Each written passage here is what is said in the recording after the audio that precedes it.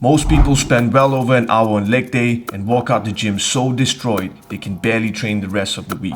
Here's the problem with that. Research into post-workout fatigue shows that the longer you keep a muscle fiber under tension, especially with higher reps pushed to failure, the more calcium accumulates inside those fibers. And that calcium is a single culprit behind every recovery function your body has to deal with after training. More calcium accumulation means more damage, more inflammation, and more days before the muscle is ready to grow again. So instead of doing more, I want to show you how to do enough, intelligently, and get out under 45 minutes. I start every session with targeted mobility work. The goal is to safely access the joint angles I need, increase blood flow to working muscles, and prime my nervous system for what's coming. Now here's the key, this doesn't add any extra time. I layer my mobility drills in between warm-up sets on my way up to my first working weight on Romanian deadlifts. By the time I'm at my top set, I'm fully prepared, joints, muscles, and the brain. RDLs are my first movement for the glutes and hamstrings. I take one working set to technical failure, and I want to be specific about what that means. Technical failure is the point where I can no longer perform a rep with correct form and full control. Even though I might still be able to grind out another rep with compromised technique, I stop there. Then I do one back off set, roughly 10 to 20% lighter. And this is important. I'm not doing this for extra volume, I'm doing it for better execution. With less load, I can dial in strict form and controlled movement. Most people underestimate how much skill development matters in lifting.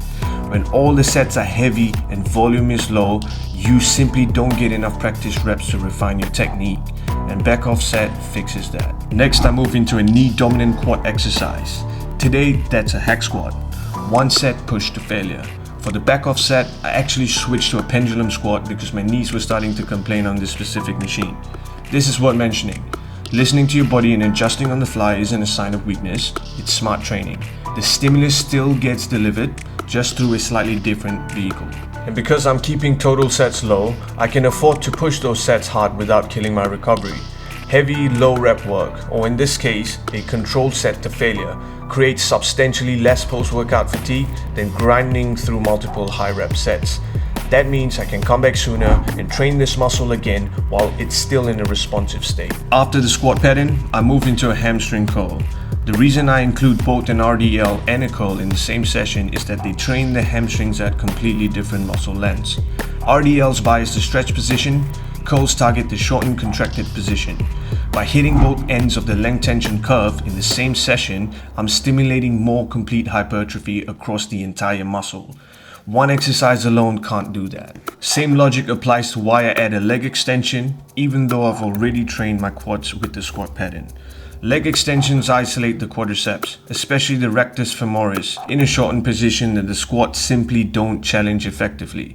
In a squat or lunge, hip involvement and fatigue from other muscle groups limit how much direct quad stimulus you actually get near full knee extension.